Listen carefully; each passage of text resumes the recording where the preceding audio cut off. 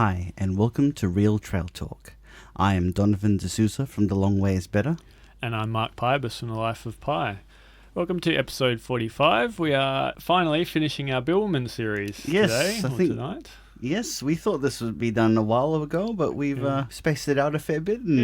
Episode 45. I think we've done well. I've not quite made it to the end with my own sectional end-to-end. So on that note, we've got Kerstin Stender in from Parks and Wildlife. She is the unit coordinator of the Recreation and Trails Department there. Welcome, Kerstin. Yeah, good evening, Mark and Don. So this is an area that you've you lived in this area for a while, and you've walked these trails quite a lot. So you've got a lot of knowledge from this area. So we're going to pick your brain a bit tonight. So I hope you don't mind. So I guess we'll start in Denmark, but not actually in Denmark, which is an issue for the Bibbulmun Track here. I mean, I think the official start is it's the Eden Road Gate, isn't it? Yeah. I mean, unless you've taken the ferry. Yes. Yep. Or if you were lucky enough in autumn this year, you could actually cross Wilson Inlet because it was closed, which very rarely happens. But we'll start, at the official start, which is the Eden Road Gates and leading off to Nullakai campsite. So what are you guys' thoughts on this first little section? This is one of my least favorite days. But I think there's not much that can be done, right? Like, there's nothing that you can really do to improve the route through this area. Or is there? Well, I've had another rethink just before coming to here, this has been a thorn in my eye for many years, and I'm not sure if you're aware, but we engaged a consultant a few years ago to try and come up with some solutions, and they didn't really come up with any good options.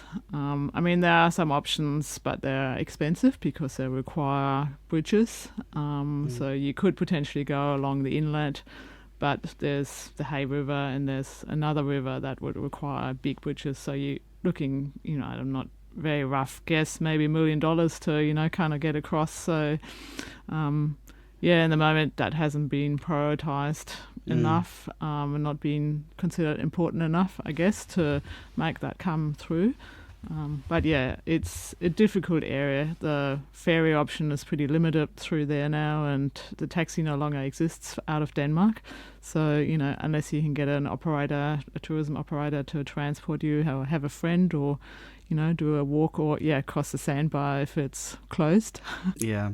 I guess the other issue is the land use there because of there's like a wilderness sort of community that's on the Nullakai Peninsula. Yeah, it's a wilderness estate, right. And there's actually still some properties there to buy if you choose to, I saw. So okay. Some farmland there in the wilderness estate. Maybe we can have a GoFundMe and we'll direct the bib through there and have canoes and everything. Yeah.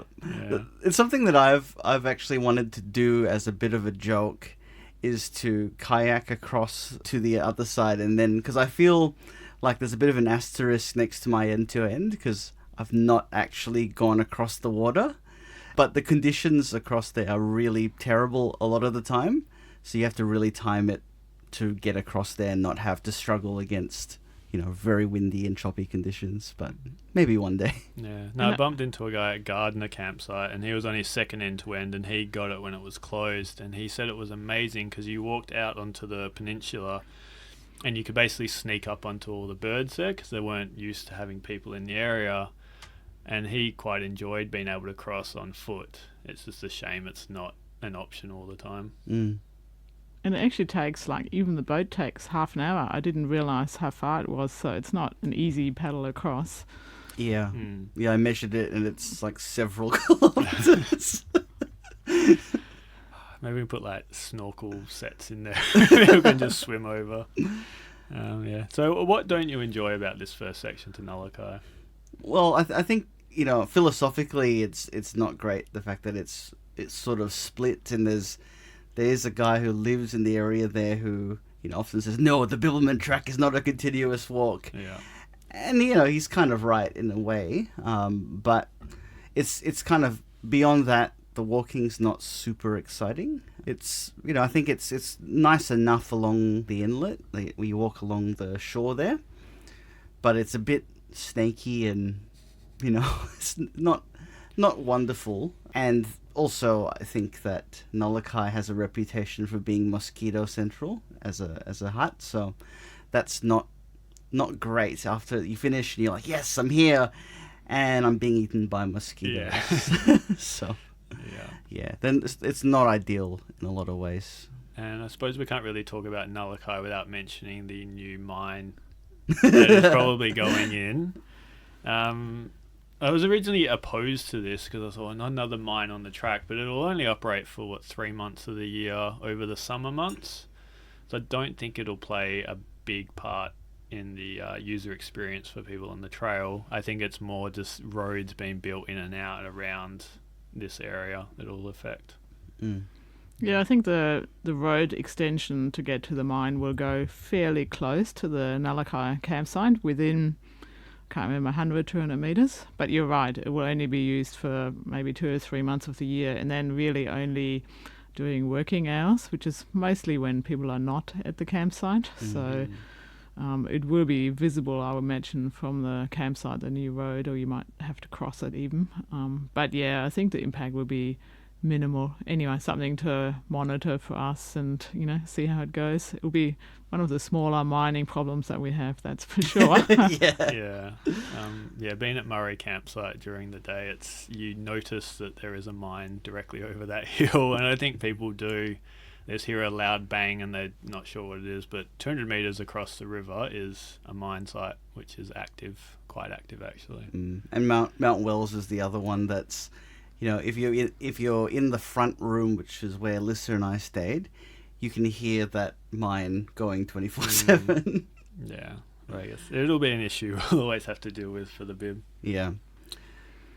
But I'll say one nice thing about this section is that I saw a lot of the tall kangaroo paw along the trail here. Yeah. So that's a nice thing. It's a very much a getting from here to here kind of day, I think. But that's a nice thing to see, some wildflowers. And it's not off the top of my head, I can't remember if I planned to stay here, but it's not a distance that you would, if you started early, you would get there and camp, would you? I doubled through there twice when I did this section. Yeah. So I guess that moves on to day 2, on to West Cape Howe, which is one of your favourite areas of the track, Donovan. Yeah, I do enjoy it. This day, I think the alignment is not great for the first half, but is really good for the second half. And I guess that would be a question I would have for you, Kerstin, in terms of the alignment there. So that the first half of it, I feel you're sort of more on the farmland side, and not as close to the coast. And you just get very little glimpses of it. And then when you do get to the coast, it's awesome. Like you get, the really nice views of the beaches and the coastal cliffs. But that first half there, I know in the book they kind of big up the fact that you can see the Stirling Range, but it's very far away. And I found it quite exposed to the sun without any real views.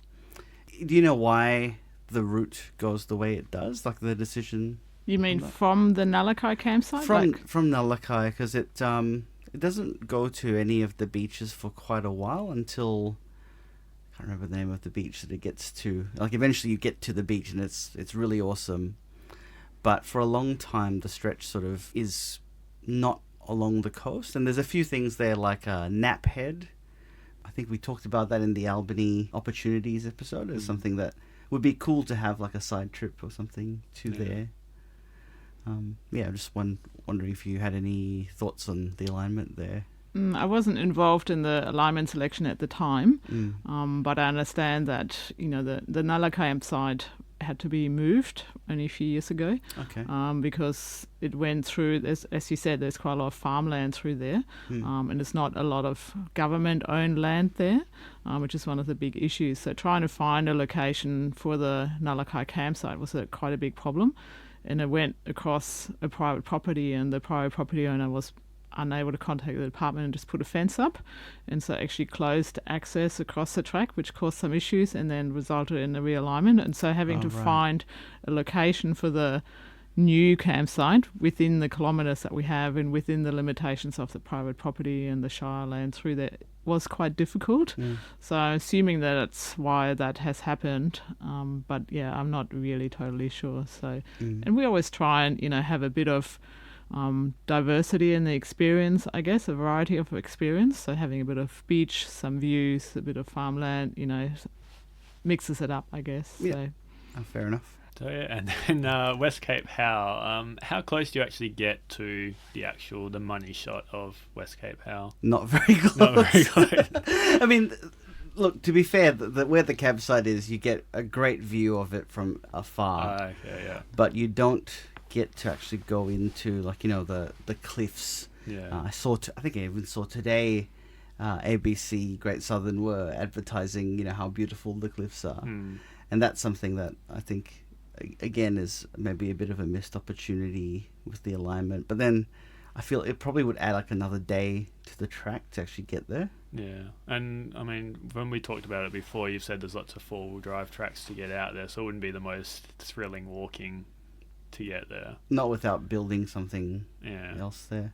And there's the Dunsky track, which is a walking track that does go out to some of those areas. But yeah, it does cross the four-wheel drive tracks through there. They're quite soft and sandy. And that's actually where I used to live for a while. So, I used to walk out there to the Golden Gates and the actual West Cape Howe. And it is the most southern point of Western Australia from memory. So it's unfortunate that we don't have access to that through walking more easily. And if there was more community interest, I think there would be opportunities to improve on the Dunsky track through there, perhaps through an extension of the Bib track. But, in the moment it's just not really being maintained and people don't really not aware that it's there perhaps enough to utilise it or willing to deal with a four-wheel drive, use through that area. So Yeah. it is stunning through there though. I loved it. Yeah. I did a walk through there last year towards the end of the year, and I was really amazed at how nice the scenery is, but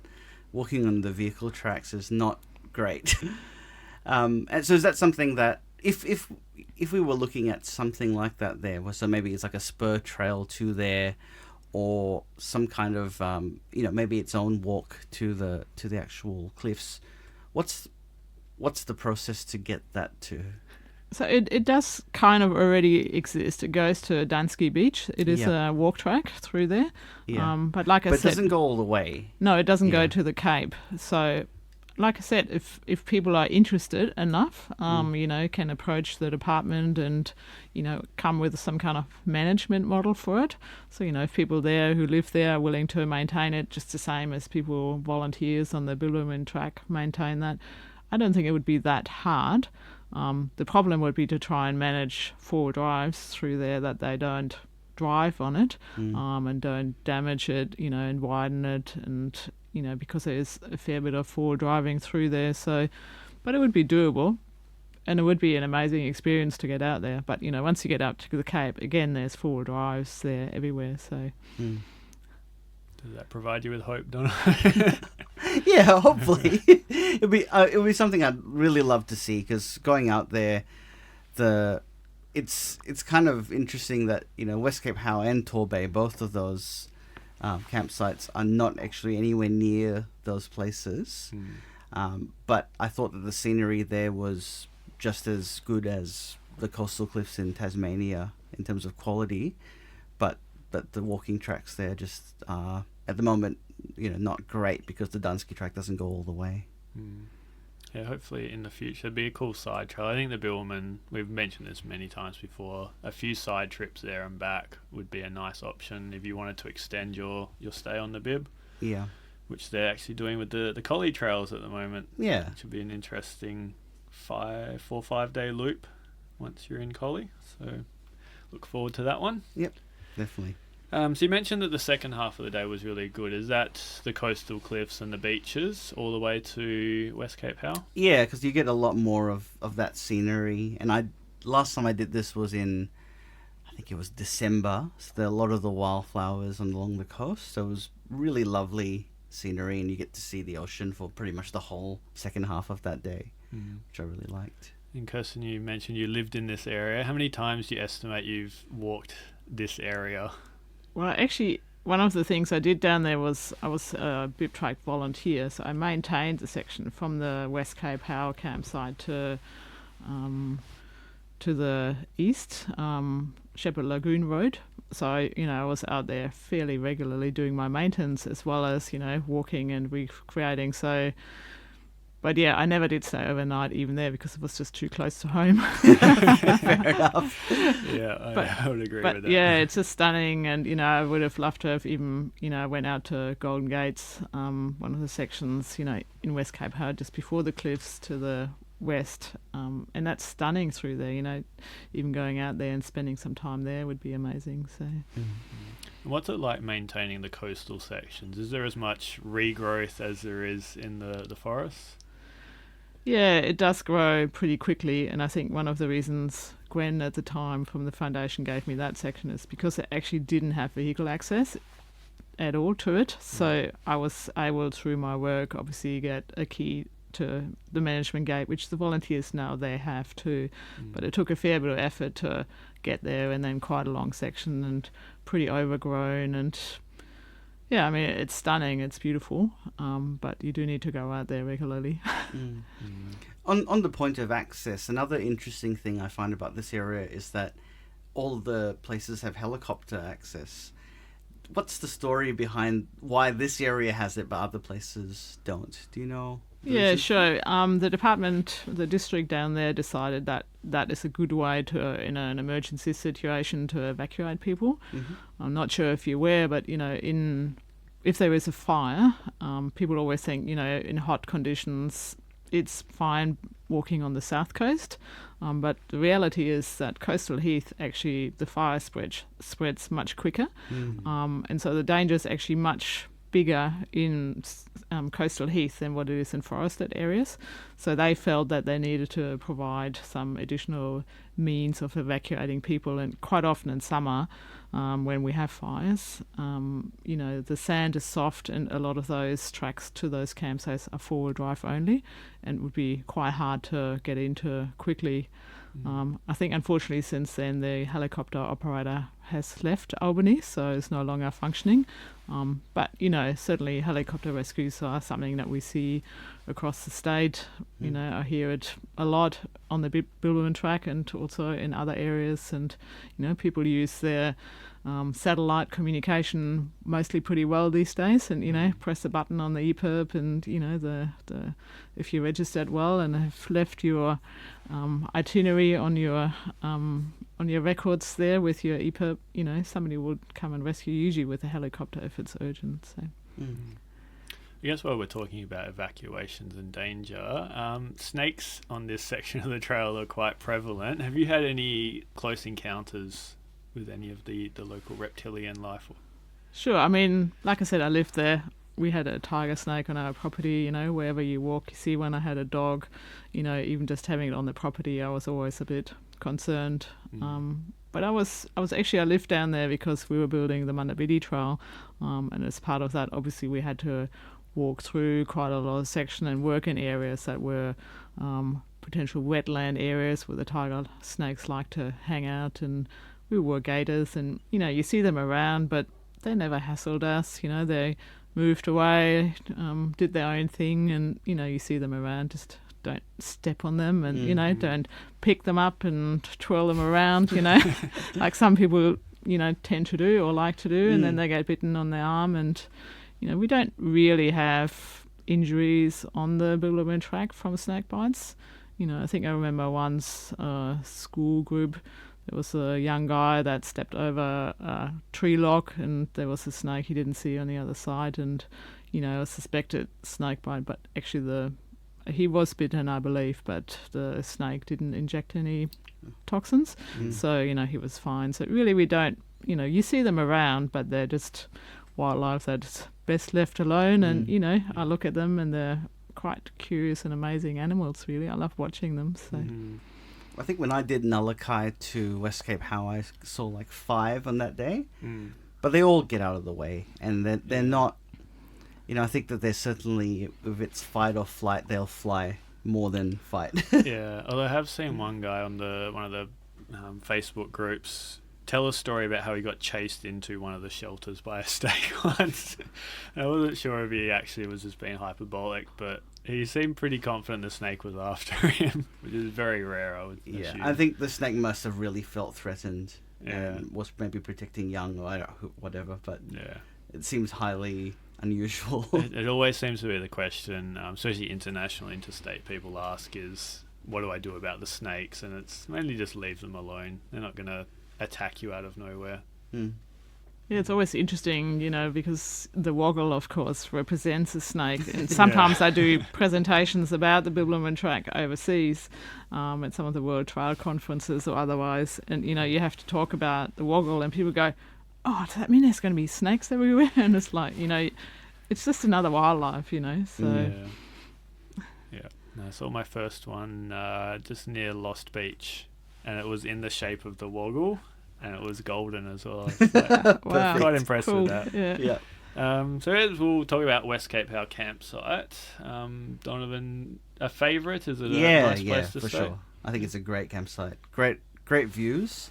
Really good spot to get those sort of sunset views of the Cape. And the fact that it has two lookout points. Like there's one just near the hut where there's a table, and you can walk up to a higher one as well. So I really rate it as a place to camp, and I think it's really enjoyable. Much, it's hilarious that it's right after Nulakai, which is I think one of the worst. Then this is like one of the best. Yeah. And as the maintenance volunteer, do you have any special stories from this area or any fondness for the shelter? I'm someone who loves the views. I love the ocean, so I definitely appreciate, wanting to have the views and just sitting there watching the whales go by. That's pretty amazing experience, that we can have here. When is whale season on the south coast usually? Usually from June to November, I think. So now there should be starting to be some down there. Excellent. So West Cape Howe to Torbay. You mentioned that Torbay not near Torbay at all. What's the appeal of Torbay as an area? Well, Torbay Head's pretty cool. So this is not on the track, but Torbay Head is at the end in sort of the southeastern point of the West Cape Howe National Park. Yeah. And if people have done Bald Head, it's kind of like Bald Head, but it's the trail out to it is basically very makeshift. It's like just people have walked there and just walked to the point. And that is the part that's actually the true southernmost point of the Western Australian side of the mainland. Okay. So that's cool. That's its sort of claim to fame, and it's a nice area. But also the whole area there is called Torbay. And what's the walking like on this day? I really like it. Yeah. I think it's a really good day. I think the alignment is actually really excellent through here. Pretty much all the way through. Yeah, it's beautiful views through there, and while it's not on the route, I love the Dunsky Beach. It's just amazing, if you do a bit of a detour and you're happy to deal with some of the more sandy four-wheel drive tracks going out there, and it's pretty stunning along the coastline. Clear waters, blue waters and beautiful views. And you can start seeing the wind turbines from Albany, I think, for the first time really well. So, yep. And I think there's a bit where there's a lot of steps. If you're heading southwards, it's actually really easy. But if you're heading... So the first time I did this was north, and we'd completely miscalculated kilometres, and we thought that we'd already reached the steps. And then we descended and went, oh, these are the steps. And they are pretty brutal. Because basically, once you do the steps, it's a slow up all the way to West Cape Howe. But if you're coming from West Cape Howe, it's a slow descent and then nice steps down and then not as steep up, and then you kind of head across. Yeah. Yep. I remember that. So you're going to do it the right way. I'll do it the right way. Cool. Yeah, some of the steps were built by the Paddle-Up prison crew through there. So, it's been quite a huge task having to airlift all the materials in. And like you said, there's a lot of steps there. Yeah. It's a big task, So, yeah, there's one thing walking it all, but getting all the materials in there and, actually doing the work is actually quite challenging through there. Because the recent fundraising push from the track has been to pay for the helicopter to put in materials. So not an easy section of the track to work with, but I guess steps are always appreciated, and slogging up dunes where it's one step forward and two steps back. Yeah. Yeah, and obviously steps are also, I always say steps are actually for the environment, not for the hikers, really, I mean, they help the hikers as well, but they minimise erosion and damage to the environment. And you may be aware that we're looking at some of the realignments, closer to Walpole, either side of Walpole in the moment, to minimise and reduce some of the impacts, where there's some of the channels that have gotten quite deep now from wind and water erosion and use. So, yeah, steps will help in some of those areas for sure. Yeah. So Torbay as a campsite. Just before Torbay, yes. There's a really great bit of a ridge that you kind of walk across. So just after the turn off for the Dunsky track, you join the Bruce Tarbossen Memorial Track, yes, which is this awesome bit that goes up this limestone ridge, and then from there you can see like all the coast, and you get to see the wind turbines, and there's a beautiful beach at the bottom just below, and that's one of those fantastic moments of the track. Is this the one where if you've kind of got a fisheye GoPro lens, it looks like you're walking on a ridge with really sharp drop off? Yeah, that's the sort of thing, yeah. I remember seeing Michelle walk that one, I was like, oh yeah, that looks quite cool. It looks so cool. Unfortunately, the area was burnt by a bushfire not that long ago. But amazingly, because there's wooden boardwalk across there, and most of the boardwalk survived the fire. Just very lucky. Yeah, in fact, we heard, and I'm not sure if that was the outcome at the end, but it looked like that fire was lit from the Bibbulmun Track, because you could see people obviously walked along the wooden boardwalks, and it was ignition on one side of it. So I'm not sure, what the outcome was of that, but it was probably purposely lit by someone, which is most annoying, Yeah. Yeah. Because it's still okay, but I remember it from when I did it in 2012, I think it was. I think I did it in winter 2012, and all of the trees through there are now all dead, but they were all alive back then, and it was so stunning walking along there. It's still nice, but it was even better before the fires. Yeah, I think fires, it changes the experience, So in reality, I think fire has been part of, our environment here for many years, naturally through lightning, and then through Noongar people, who are using fire for farming, and, obviously we do some prescribed burning too. I think it's just a different look, and when we were thinking about doing the Google Tracker project, we considered whether we would capture the burnt sections as well as the unburned sections, and decide this is just the experience that you have. This is what the Bibbulmun Track is like, and it goes through stages of burned and non-burned areas, and we have a mosaic of burning that we do as a department, and it is the experience that you get through there. So, and I actually find it quite fascinating, and the way the flora comes back, the plants come back. I've done some of the post bushfire assessments on the Bibbulmun Track in particular, and seen only a few weeks later how all the plants and the wildlife starting to come back, and I'll be going through there assessing what's left of the Bib Track, all the bridges and the signs, and but I would be surrounded by birds, and even though it would be really blacked out, it's quite fascinating. It's interesting, and it's just a different experience, I guess. So, but it obviously causes damage to our infrastructure, and so the wooden boardwalk through there, some of the sections had to be replaced, and I mean that was pretty minor. We've lost much bigger things, more important things to fire, and that makes it expensive. So we'll get onto that a bit later. I'm interested too, because I just recently walked around Mount Dale after first doing it right after the 2015 fires, and I was amazed at how well it's recovered. In some areas, I know that it didn't get the whole area, but sometimes you couldn't tell that it had been burnt, mainly because Jarrah holds that burnt, so everywhere just kind of looks burnt unless it hasn't been done in 10 or 20 years. Okay, so Torbay campsite, a favourite, Don? Not of mine, but Alyssa actually rates it higher than West Cape Howe. I don't know why, but she likes it more. I think the tent sites are probably better. So if you're looking to tent, there's like a nice little peppermint grove area behind the shelter. But I always find like I kind of stumble upon it. Like it's because it's sort of like on the track, and you're walking along the cliffs, and suddenly it's like, oh, I'm here.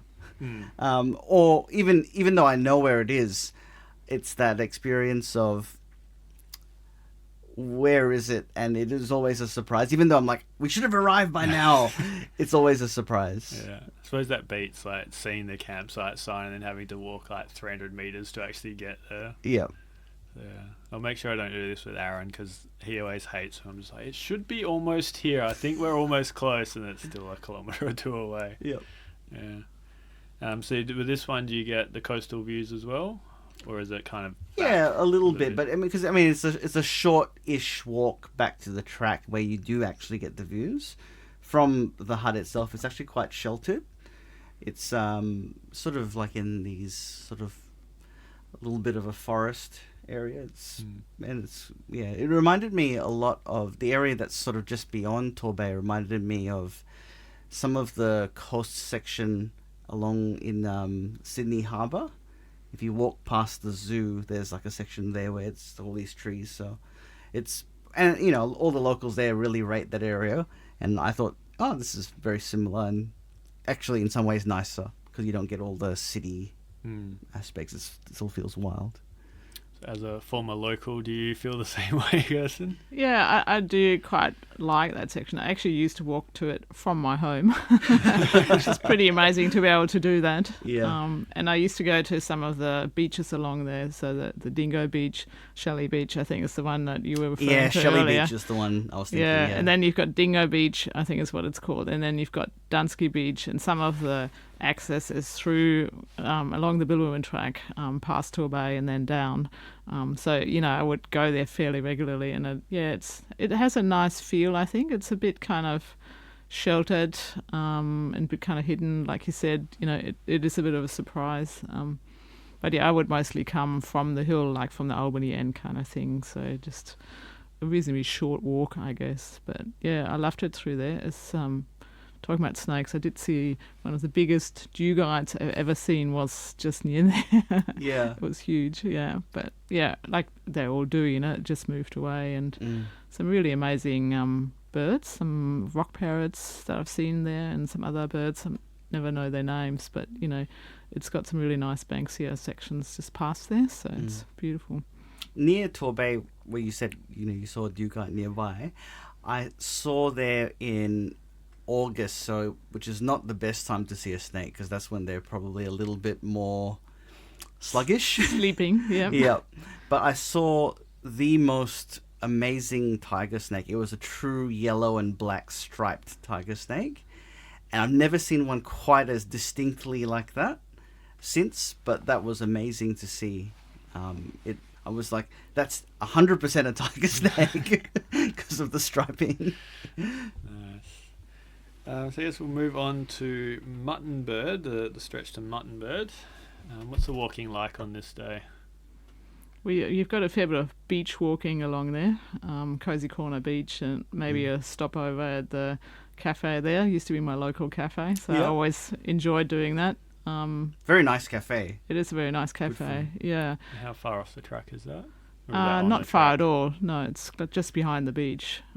But then the beach section, depending on the time of year, it's can be quite soft and deep and hard to walk. In fact, it's a dog beach, so I used to walk there with my dog all the time and have a swim. So it's beautiful, and you've got the little island there in front of it with great snorkeling. But it can be quite a tough section, and I think people sometimes underestimate how hard it can be walking on beach.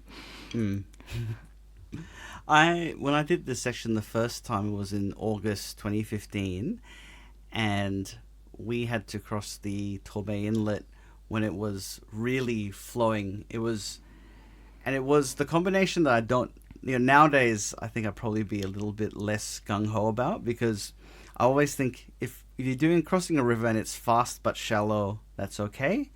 If it's slow but deep, it's okay. But fast and deep is not good. And Alyssa and I crossed this when it was fast and deep. And for years, I couldn't remember why we didn't walk out to the ocean side like you're supposed to. We had to walk at the, actually where it's cut deep. And then when we did it again in December, I think 2017, we realized it was because the waves are really strong there, because it's a surf beach. So you can't really go out to the ocean side, because we looked at it and we assessed that was probably more dangerous when we were there. So I don't recommend it, but it was a chest deep crossing. And we just really didn't want to have to take the detour, and I did it without my pack to make sure I could get across and not be washed out. And we saw a lot of people out to sea, so I think we were okay if there was, and there were full drives on the beach. There was a lot of people around. You mean people washed out to sea and they failed crossing? But we made it, but wouldn't recommend a chest deep crossing through deep water. I think you did the right thing, though, crossing away from where the waves are, because I think sometimes people do think it's safer to cross where the waves are, but they underestimate the waves. And then the combo of the water flowing out and the waves and the currents through that actually cause much bigger problems for people, and it's much more unpredictable, at least if you cross where it's hopefully not fast flowing, but, away there, and hopefully not more than chest deep, even knee deep is probably good, but yeah, that would be my preferred place to cross to, even higher up where it's potentially swimmable, if there was no current or something. I mean, not that you really want to do that, but I think being away from the actual wave breaking can be quite dangerous and unpredictable. Yeah, it certainly felt dangerous to go out. I thought, yes, it probably will be shallow, but we might get hit by waves and also have this undertow of current. Yeah. So how long is the walking on Cozy Corner? Is that a longish section, or is it quite reasonable? It's not as long as Mazzoleni Beach, but it's still long. Yeah, it's a few Ks. Yeah, and I think it's often softer than Mazzoleni. Okay. Quite deep sand, and even when you're walking at the water's edge, I've walked Mazzoleni and Greenspool area, and a fair bit as well. And I found it, mostly firmer. Obviously in winter is when, the sand gets softer and the waves get bigger, kind of soften it up and aerate it or something, to make it quite soft. But yeah, I always found that the Torbay section of the beach was quite hard going, really. And Torbay also has that nice rock shelf section, which is a cool little feature that breaks up the beach walking. Yeah, it's nice. I think sometimes people find it a bit slippery and, a bit scary, especially in winter when the water can be a bit high and the waves can go over there. I was just talking to one of the volleys the other day, and, they were thinking that maybe we should realign or have, seasonal trial options. There's that four-wheel drive track behind it that, people can choose to use. And maybe in the future we'll market, and people can still go along the rocks if they want to. But, it is nice. It's pretty through there, and it does break it up nicely, and nice place to sit and look out over the ocean too. Yeah, for sure. So what comes after the beach then? Is it back up into the cliffs? Go past the rifle range. Must be interesting. And am I correct in saying it used to go through the rifle range? In fact, that was one of my first jobs, I think, when I started with the department, is to go down there and have a look to see, because the rifle range people thought maybe it wasn't such a good idea but to go straight through. It had moving target practice. Yeah, so we had to realign it along the fence line, and luckily there was no issues with that. And put up some signage too to say, don't stray away, so that you are adjacent to a rifle range. Yeah. So do you know how many people died before they had to get you in to realign that? It was before my time, but It just seemed so crazy to me, because I think that DBCA and the predecessors, DEC and CALM, took safety pretty seriously, and yet this seemed like an extremely, crazy thing to do. Like, let's walk through a rifle range. I see nothing wrong with that. Yeah, I don't think that it went through where people were actually shooting, but it was, too close to comfort. And, I think once it got a bit busier too. I mean, I think rifle ranges are not used very often, so it's not often an issue. But, you want to be sure that walkers are safe. So, yeah, certainly our visitor risk management has increased over the years. We've tightened things up. It's obviously one of those. Yeah. Yeah, because there's one in, I think it's Pickering Brook. I think I was doing the Monday Brook Trail, and I knew it was there, and then all of a sudden you'd hear this, sudden gunshot. Yeah. And he was like, that's okay, no one's shooting at me. But I guess if you're walking right through, you might have a different experience. Actually, I was walking on the Lebanon Mountain Trail last year, and, one of the things you have there is that there's shooters, they do bird shooting. So you're walking along and you hear gunshots. A lot of the time, it's quite a disturbing kind of experience, really. So, but at least if you know that there is a shooting range, it's okay. Yeah. So once you've reached the safety of not being through that area, what's it like all up to Muttonbird? Yeah, it's okay. I think there's a little bit of that. There's things in the way, so I think it's managed quite well, the route that it takes to get to the campsite. It's and the campsite's kind of interesting because you kind of spiral down into this bowl to the campsite, which is surprisingly sheltered considering how there's not much in the way of trees there. It's mostly just heath. Yep. Yeah, it's one of the campsites, one of the newer campsites that, obviously we had to put in there too with the extension of the wind turbines.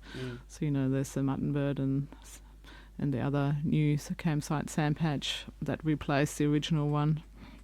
Which I think we have a poster up on the wall here. Yes. Is there the old Hidden Valley? Yep. Oh, yes. Still that's on there. right.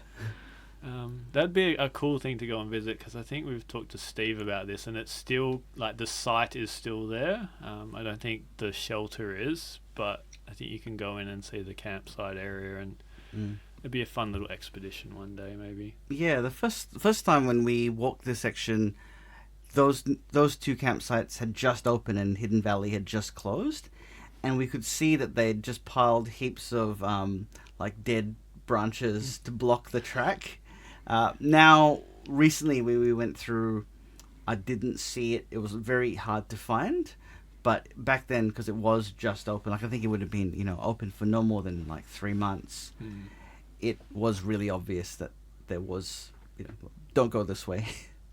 And they blocked it off. Yeah, I remember it was pretty tricky trying to find spots for the new campsites. And so, you've got quite a narrow strip of nature really through there before it borders onto private property. And so, yeah, trying to find a location for the new campsite. And there's that tiny little spider that lives in the coastal heath through there, so that wherever that lives in that particular plant, you can't go. So, it's pretty limiting through there, and you don't want it visible from the beach. You don't want it visible to four-wheel drivers in the local area. So you have actually very limited options through there because it's such a small stretch. So I guess we'll talk about the reasons why the campsites are there. The wind turbines, I think it's actually something that people take away as a positive from this section of the track, because it is a feature that you get to photograph and kind of reminds you a little bit that Albany's a bit more sustainable than what people might think. Yeah. And I think it has that sort of sense of even though it's not the city lights, it's like the city lights, you see it sort of and you go, oh, I'm coming to the end. And I think a lot of end-to-enders have that experience of it being a really positive thing, because positive but also bittersweet, that they see them and you know that you're almost there. Yeah. And they'd stick out quite a bit, because I was looking through some photos from Stony Hill, which is near Bald Head, and I could see them as little dots on the horizon. So they're very visible for a long time, and I guess it's kind of a calling card of the area, and yeah, it's something people like to photograph and showcase from their Albany section. Yeah, and while it's like a build infrastructure, it does have a bit of a feel-good theme to it in some ways. Like green energy is nice, and I'm not sure what the percentages of power that's created through that for Albany, but I thought it was close to a third, which is that's I think pretty good. 30% is what I've seen before. Yeah. So, yeah. Do you know if there's any plans to extend that wind farm at all? No, I haven't heard any. I mean, there's the newer ones, the other side of Denmark, but I haven't heard anything about the Albany ones. So. Because you'd think if they're such a success, why not utilise that area? It is a very, very windy part of the state. Yeah. But yeah, I mean, I'm looking forward to seeing them on my trip and hopefully get some good photos, because you've got some nice ones at around sunset, don't you? Yeah, from the next campsite along. But actually walking that stretch is really cool. Like, I think you don't realize how big the turbines are. Like, they actually, and you hear this like, whoa, as they come past, and they travel quite slowly for what, when you're underneath it, I think it's one of those things, like from afar, it looks like it's fast, but when you're underneath it, that movement is a huge pendulum swing in a lot of ways. And did you contract cancer like Tony Abbott? So that would give you? Touch wood on that one. So the day is walking off to Sandpatch, which is the final campsite on the Bibbulmun Track if you're walking north to south. Enjoyable? Yeah, really good. There's a lot of boardwalks and lookouts, and it's basically all along the cliffs all the day.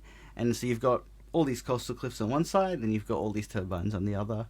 So it's a really interesting day. I think it's a very enjoyable stretch. Yeah, I really like that section too, and I love that there's those huge stairs that get you down to the beach, down from the Bibbulmun Track. You know, it's a bit of a spur, but it's, yeah, if you feel like you need to do some extra leg training, you know, go down there or leave your pack at the top. And obviously you've got the wind turbine and that bit of a interpretation centre there. You've got some toilets there, which, you know, come in handy sometimes. So, yeah, it's an interesting area. And we have counters out on several sections of the Bibbulmun Track, and that's actually our busiest section through there that incorporates the wind turbine bit. I think we get, I don't know, 2,000 or 3,000 sometimes per month through there. So it's huge. Yeah, because they advertise that area as like, if you just want a day trip around Albany, go out to Muttonbird and Sandpatch and do the walks around there. So it's good that people are visiting the area, and it gets at least a Bibbulmun Track in their mind if they're not doing the whole thing. Yeah, I think it's a good, easy starting point, and a bit of exposure to the Bibbulmun Track gets people to think about it, and, you know, visitors who might not have thought about it or been aware of it, you know, see it there at least. So it's good. Yeah, I'm not sure who would be foolhardy enough to do the extra steps, especially if you're coming to the end of an end-to-end. Maybe if you're just beginning and want to get your legs up. Yeah, there's many times where I've suggested to Alyssa, let's do that side trip, but she just went, nah. Yeah, I bumped into a couple of ladies, and I mentioned near Mount Pindra, I was like, you got to do all the side trips, and they're like, I'm not doing any side trips, just the prescribed kilometres in the book. I was like, oh, you're missing out. But those ones are some of the best bits of the whole section. Exactly. Yeah. Who knows? Some people have their way of walking, but I like the side trips. Yeah. We'll see how I'm feeling that day, whether I go down. Yeah. You know me, I'm a firm believer that the long way is better. Exactly. And I think that's the benefit of doing day walks, because you don't have to worry about, you know, carrying a heavy pack, and, you know, you can do all the side trips and be a bit more explorative, you know. So it's another good way of doing the Bibbulmun Track. I mean, I love having my house on my back, you know, my tent and everything. It's amazing, you know. It's nothing better, but it's nice to do day walks as well, and opens it up to other people who wouldn't do the overnights. So yeah, for sure. Indeed. So we come to Sandpatch campsite, which we sadly lost. It was autumn last year, wasn't it? Yeah, I think so. May last year, Yeah, late May, yeah. Yeah, so there was that time where there was just a crazy amount of fires going on around Albany. I think there was Torndirrup was on fire, Peaceful Bay was on fire, the Stirling Range, and a whole lot of farmland around that area. I think it's been put out to tender just recently. I thought it was closed. Closed. Someone else said no. It's been closed. Yeah. But hopefully being rebuilt soon. And I think Steve mentioned to someone that I've heard that it can't be the rammed earth. He did mention that to us on the podcast. Yeah, because of the environmental, dieback reasons. Do you know why that is? Yeah, it is because of the dieback issues. So it's actually really difficult to get dieback-free gravel on the south coast, anywhere near Albany. The closest pit, I think, is at Bremer Bay. It makes transporting it and building it quite expensive. And it is a difficult site, again, to bring any materials into the campsite because it's through sand dune environment, like most of the southern campsites. So the decision was made in partnership with the foundation to do more like a prefabricated design. So obviously we don't want to go back to building timbers because it just burns too well, and we can't justify it in front of the insurance because they wouldn't actually pay for it again if it burns down again. So we have to use some kind of fire-resistant materials. So this will be that, but it will be a prefab design that will be still in keeping with the Bibbulmun Track. So it has just gone out to contract quote, as far as I know. I'm not sure that the quotes have come back yet. But yeah, Luke down there, who's the person who looks after it, actually had a bike accident a few months ago now and was out of action with he got knocked off his bicycle by some car and broke his ribs and pierced a lung, and so it meant that unfortunately there were some delays in this process, but because it is a prefabricated design, hopefully once the contract's been awarded it shouldn't take too long. So what sort of material, like a poured concrete sort of material? No, it is kind of a type of weatherboard, but it's not timber. Okay. Yeah. And would it mimic the look of the wooden shelters we have now? Somewhat, yeah. I wasn't involved as part of the design because I was actually travelling overseas for 6 months at that time. But yeah, I understand it is a bit of a timber look-alike. So it should be similarly feeling and, same kind of design that we've had before there. So.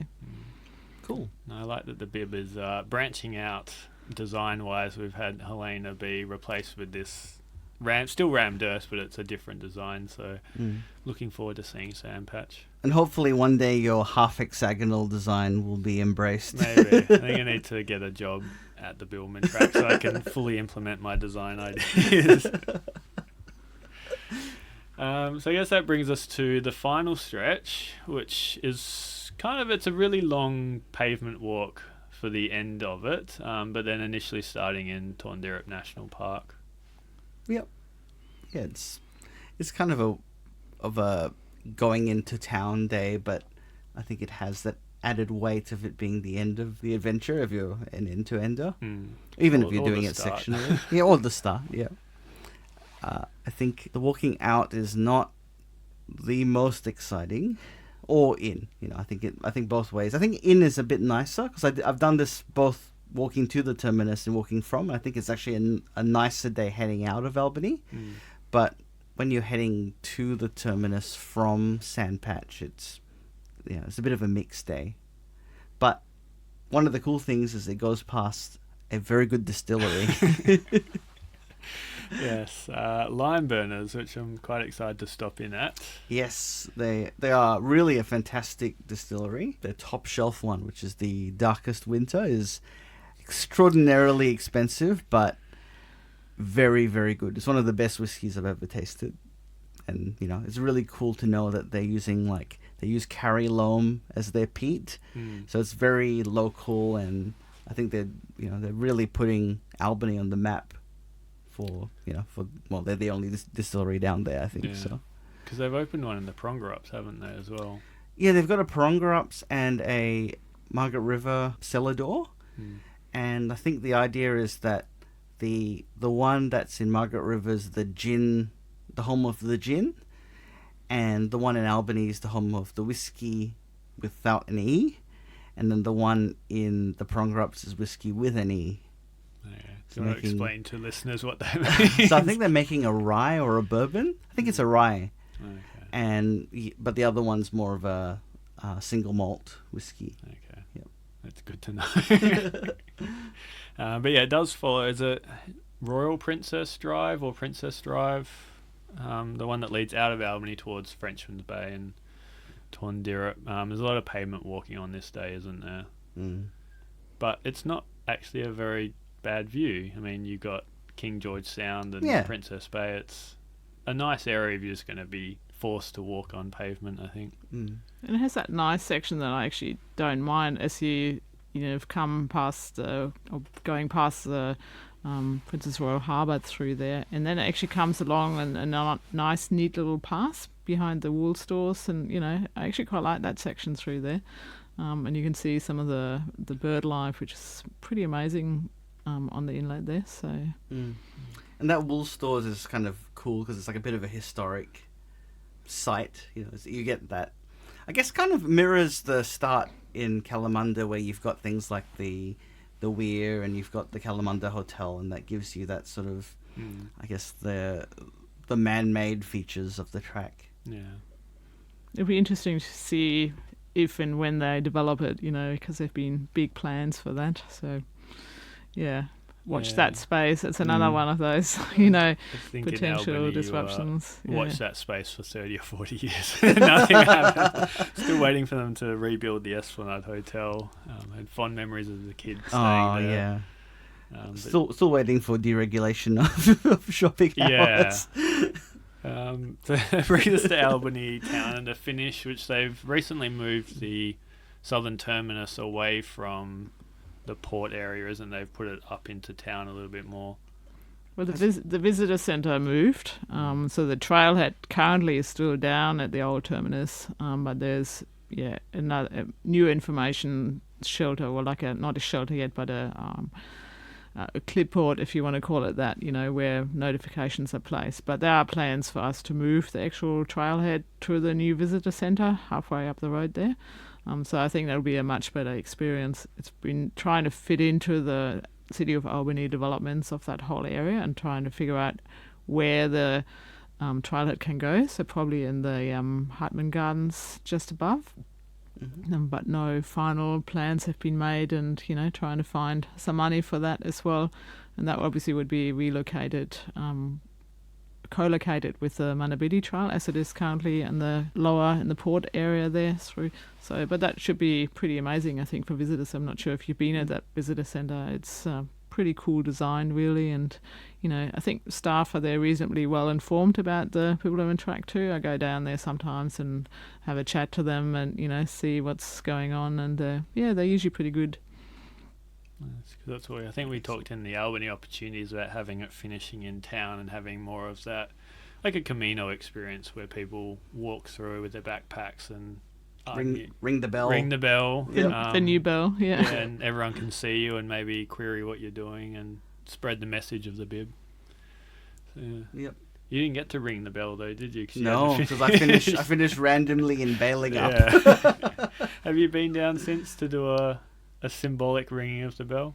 No, I haven't. You should next I'm time. actually gonna be in Albany this weekend. There you go. Whether I do that or not, I don't know. I think you should. Okay. Yeah.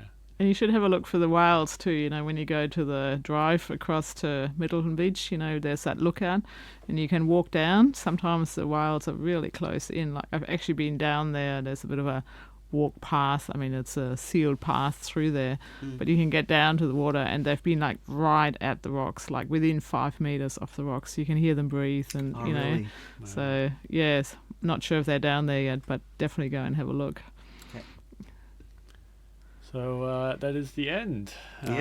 Guess we'll talk about Albany as a track town. Obviously, it has its issues with being open, but on Sundays, and Saturday afternoon sometimes. But there's some good food options in Albany. Plenty of places to stay, and I actually enjoy just the vibe of Albany. It's like a good throwback to a nice country town, and it's got obviously the Anzac. Lincolns, and I enjoy any time I get to spend in Albany. What are you guys' thoughts on Albany? Yeah, I always like going down there, having lived down there, Denmark and Albany. I was kind of living halfway. My office was in Albany, so I got to know it pretty well. You know, it's got good facilities, good services, beautiful beaches, close to Tondirup. You know, you can go and do day trips from there. There's lots of opportunities, and you know, in the moment there's Great Southern Trail master planning going on. You know, looking at some more opportunities to see, you know, if people want to stay longer, if they have, you know, other things to do.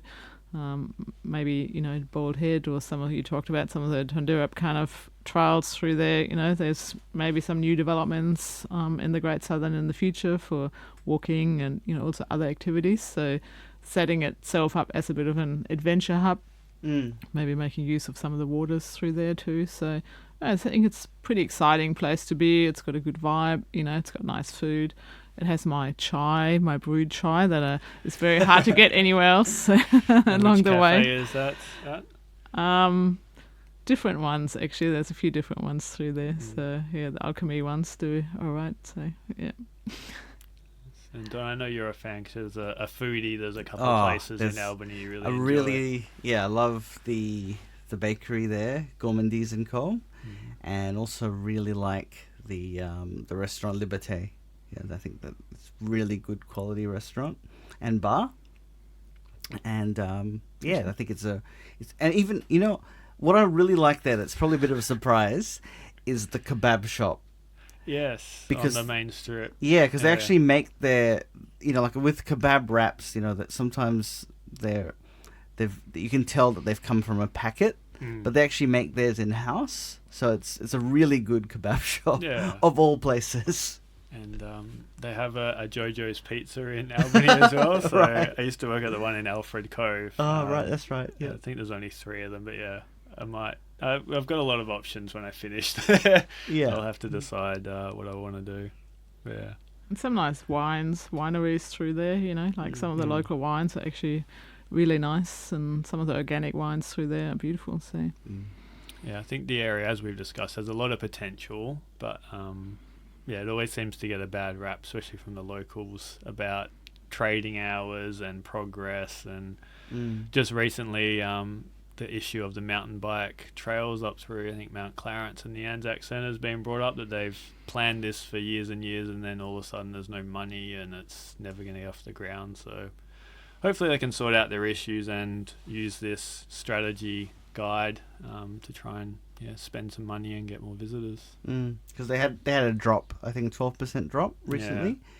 So it's a shame, because the area is a great area, and I mean, Lonely Planet listed it as the place to go. You know, that whole south coast area right to Margaret River, and of course Margaret River always does well, but I actually think that Great Southern's maybe nicer. It is. I think it's just a case of marketing and getting the right people passionate about promoting the area. I know the amazing South Coast does a nice job, but yeah, there's lots of potential there, I think. Yeah, for sure. And in some ways, because it's not so overrun with tourists, you know, that is what makes it really nice. You know, I think Margaret River is amazing, you know, but it's just so busy, you know. So, and having lived on the South Coast, you really see the difference, and, you know, you still can get out and about to the natural environments and find a quiet little space, you know, even during school holidays, you know, and just... I think the scenery there is just stunning, more than probably any other places, really, you know, South Coast. Yeah, I think there's just such an amazing array of options. If you're a family and you're taking your kids out, I mean, we spent heaps of holidays down there. You've got beaches, you've got the Stirling Range nearby. No shortage of things to do. It's not like one Instagram location everyone flocks to. There's so many you can find something quiet. And because it's not as popular, the wine's a bit cheaper than Margaret River, but it's just as good. Yeah. So I guess we'll wrap up there. We've finished the Bib end to end with our podcast series, but hopefully later in the year we'll have an overarching episode. Yeah, because I think even a couple. You know, I think a cool question would be, if you could start the Bib again without any of the land use issues, what would it look like? Because that would be kind of an interesting thing to think about. Yeah, so maybe a future episode, because that'll take a lot of planning, I think. Drawing that on Google Maps and figuring out the right ways. But we'll definitely have, hopefully once I'm finished, if I finish, we'll have like a Mark's rebuttal episode. Well, hopefully an agreement episode as well. Yeah, we'll see. So thanks very much, Kerstin, for coming in. It's been invaluable having your insight as a former local and also working with DBCA down there. Yeah, no, thanks for having me here, and always interesting and to hear about Bibbulmun Track and get a user's perspective too. You know, obviously as we manage the track, we have one view of it, and it's always great to get out there myself. But, you know, I get inspired by people like you guys to, you know, find out what you think of it and, you know, what's good and what's bad and, you know, like try and do it as best we can. So, yeah, no, thanks for the opportunity. No, thanks for coming in. Yeah, thanks. And thank you everyone for listening. If you've enjoyed this episode or any other episodes, you can give us a rating on one of the many platforms that we are on. Ratings really help let us know that we're doing a good job. And if you had any queries or questions or suggestions for future episodes, you can email us at realtrailtalk@gmail.com. Thank you for listening, and we'll be back in 2 weeks.